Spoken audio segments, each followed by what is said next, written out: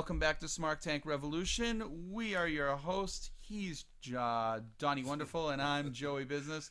Joey Wonderful and Donnie Business, whatever. We're doing something a little different today. This is not going to be as long as our normal segments. We are doing our Retromania series. Retromania. That's right. You guessed it, brother. We're going to... I'm sorry, go on. We are going to be reviewing our mini reviews of each WrestleMania in chronological order, starting with WrestleMania numero uno. And we are going to give our thoughts and a little bit of backstory into each Mania and where we were at the time it happened. Yeah, see, now with the early ones, I'm pretty... we were toddlers or embryos when they happen. I guess like we have our little data sheets. Basically, it just has a picture of the promo poster with the results. Now I've seen all of these WrestleManias, and what I wanted to do with this is I wanted to review some of these, especially the early ones, and just go off of what we remembered with them. So like we're doing WrestleMania 1 right now. I haven't watched WrestleMania 1 in at least a good 5 years, I should say. Yeah, I haven't watched it in probably about 5 years myself, maybe a little longer. WrestleMania 1 is really a one-trick pony for me. Yeah. It was the main event, the tag match main event. Yeah, you know, I have watched WrestleMania 1 a few times, just haven't watched it recently, as I mentioned earlier. And the thing with this, you know, it was basically to see how well the idea would do. Yeah. You know, WrestleMania, Madison Square Garden, 1985 in March. The card is packed full. There's 9 matches on this card. And, And some of these matches didn't even have stories going in. It was essentially just a showcase to show that you know, wrestling can be commercialized, and I mean that in the most respectful way. Yeah, accepted on a grand scale. Yeah, and you know, you had like Liberace there. You had Muhammad Ali, Cyndi Lauper. You know, it was so in that way it was a crossover success there. But as we look into some of the matches, like it kicked off with Tito Santana defeating the Executioner. Now Tito Santana, the Arriba Man, was there since day one. But again, as my colleague Mr. Business stated, it was literally a one-trick pony. It was. The main event, you know, featured Mr. T, but also another thing on here was the body slam challenge with Andre the Giant defeating Big John Studd. Yeah. Other than that, it's very forgettable WrestleMania. Yeah, but there's some solid names on here. You know, the first squash match, King Kong Bundy squashing SD Jones, Special Delivery Jones. Yeah. You know, King Kong Bundy. I know he passed away recently, I think. You know, classic. Is he a Hall of Famer? I think he might be a Hall of Famer. That's something we're going to have to fact check. Yeah. I'm not 100% sure on that. If not, he should be. If he is, we should know about it. Those early Hall of Fame entries, a lot of them are fuzzy for me up to like Bret Hart by Stone Cold Steve Austin. Yeah. That's fair. They didn't really start counting for me up till Bret Hart. Yeah, you know, it's you know, but like, you know, Ricky Steamboat. Matt Bourne. Matt Bourne was the original Doink the Clown. Like this card has some great talent on there. Brutus Beefcake with Jimmy Valiant. Yep. With I remember this with Bruno's son, David Sammartino. Yep. You know, the JYD, the Junkyard Dog. If you don't know about the JYD, go Google them, go YouTube them. Grab them cakes, the JYD, Greg Valentine, the Hammer, Hall of Famer, you know, solid wrestler. The Iron Sheik, of course, you guys, former heavyweight champion, lost the belt to Hulk Hogan, and Hulk Hogan's first title reign with the belt. Yep. Nikolai Volkov, legend. You know, Barry Windham, Mike Rotundo, which was the IRS and the father of Bo Dallas and the Fiend. Yep. with Lou Albano in the corner. Like the names you all, some of the wrestling historians and some of the longtime wrestling fans, you guys will all recognize.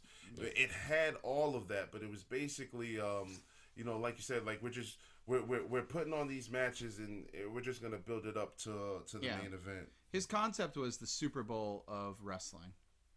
He wanted to create something that was a yearly tradition, and it would be as big of a success as like the Super Bowl. Yeah, that would get people talking. It was a crossover event. So instead of the halftime show, you had all these spectacles with Wendy. I mean, you had Cyndi Lauper, you had Mr. T, you had all those people, Liberace. Everyone that they tried to invite. Later down the years, they had Donald Trump. They've had, so many countless, Shaquille O'Neal, so many things. Floyd Mayweather.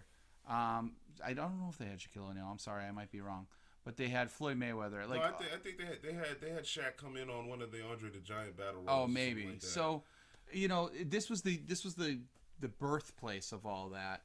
And like I said, it's a one-trick pony for me because even if I've watched it multiple times, I'll be honest with you, I certainly do not watch match 1 through 8. I just jump essentially to Hulk Hogan with Mr. T versus, Orndorff and Piper. Same here. It's so during this year. I mean, like I had to be in diapers, so there really isn't much of a memory with this. Like when I saw WrestleMania 1, the first one, I was an adult, so what I was able to take away from that. What I liked about it was, of course, the main event. But before they went into the main event, Roddy Piper had a great promo, and his when didn't he though? Yeah, exactly. And him and Paul Orndorff's interest in the ring, where everybody's playing the bagpipes, are phenomenal. Yeah. I mean, it was also the thing where, yes, you got promos, but you got to remember, at this point in time in 1985, you didn't have a weekly television show like Monday Night Raw right. that kept you updated on what the feuds were and things like that. This was like a showcase. So, like, everything was new to you pretty much. Unless you watched, was it Shotgun Saturday? No, it wasn't Shotgun Saturday Night. Was it Saturday Night Main Event? I think it was. Was that around at this point in time? We're going to have to fact check that. We're going to have to fact check that. I don't know what the circuit television was that had your wrestling fix that you would watch, but it certainly wasn't a weekly one. It had to be probably like every 2 weeks, or maybe it was a monthly episode. But it was something that if you went to house shows and you got your programs, that's how you knew who was fighting who. You didn't know what was going on like we know in today's day and age, where we know everything. And also too, like there also isn't much references to WrestleMania 1 outside of what you said, Joey, about it being a showcase. Mm-hmm. Just to see what we can do. Bret Hart's book is perfect in outlining the concept of what WrestleMania was and what it became to be. But the WrestleManias that followed, increased in production and of course attendance, and more memorable matches followed. But we both watched hundreds upon hundreds or even thousands of interviews, and I don't necessarily hear any wrestlers referring to the first WrestleMania. Except I've watched it just to say that I watched them all. There wasn't anything to necessarily go to. And it's not a go-to. No, absolutely not. You recognize it because without it, you wouldn't have all the WrestleManias that have followed from that point on. But WrestleMania 1 and 2 to me are just kind of like training wheels. Yeah. WrestleMania doesn't really count until WrestleMania 3 for me. Fair. Where it has my favorite match of all time.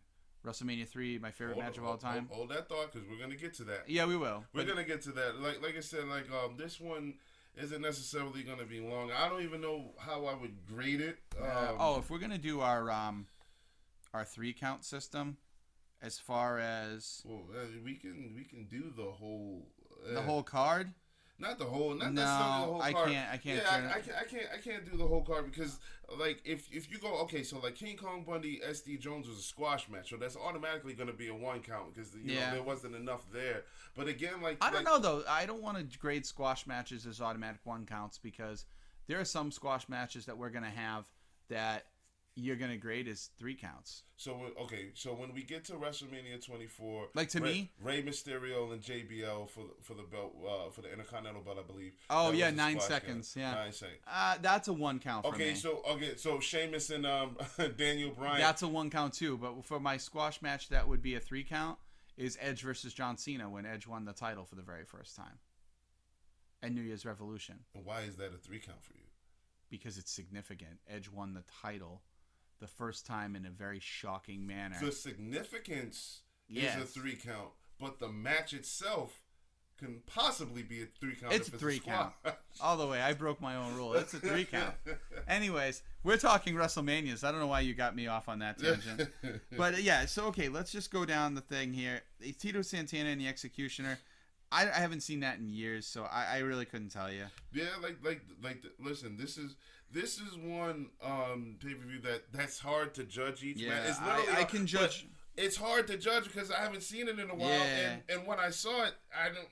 There's nothing that really stood. And no disrespect to these guys, not at all. They're legends. I mean, Tito Santana's had great matches. Like I said, he's been there since day one. Yeah. The Arriba man. I'm a big fan of Tito Santana and his work with Rick Martel when they were Strikeforce. We're gonna get into all of that. That's later. Digging deep. Yeah, that's good, though. Yeah. So we know our stuff, but we do. But there isn't anything on. I can grade, Andre the Giant versus Big John Studd. Okay, let's. I'll give that a 2 count. It was a stipulation, so it's guys, go back and watch that. It was a specialty match. It was a specialty match, and I'm not sure if there was really 15K up on the line for a body slam, but when you consider how big Andre the Giant was, 15K to try to body slam him is worth it. And then there's the there was 15K Fabe. There wasn't 15K most likely. There's the the popular image of him slamming Big John Studd and Big John Studd selling the back pain. You give it a 2 count. I give it a 2 count. Our grading system is real strict. It's it is black, super gray, or just it's white, black, gray, or white, right? And that's all it is. Yeah. So and there's no half counts. There's no half counts. I'll agree with you and give it a 2 count. And I also give Hulk Hogan, Mr. T, Paul Orndorff, Roddy Piper a 2 count as well. I give it a 2 count. Yep. And as far as everything else, you guys, if you have the network, man, go back and look at it and tell us what you think. But in all fairness, if we were grading this against WrestleManias, most of these wouldn't even be 1 counts. Yeah. Because it's like you're picking the bones. If you have to pick a 2 count on this card, it's those 2 matches. But nothing comes close to a 3 count. And most of them are, quite frankly, 1 counts. They really are. They just... Or they're DQs. Yeah. That should be okay. We're introducing a new grading system. That's it. DQ doesn't even make it. DQs don't make it. So technically, this King Kong Bundy SD Jones is a DQ because shit. It's a squash. That's exactly where. You know what? We might throw count outs and submissions. No, DQ. That's a friggin' DQ. It doesn't even make it. But yeah, guys, this was WrestleMania 1, the first installment in our Retromania series, and we're gonna go down all of them. Absolutely, we're gonna catch you on the next one, and we always kick out at 2, and our grading system apparently needs some work. So we'll catch you later. Please let us know in the comments below. Hope you enjoy Mania. It's Mania season, and we're gonna get through all these. Oh yeah.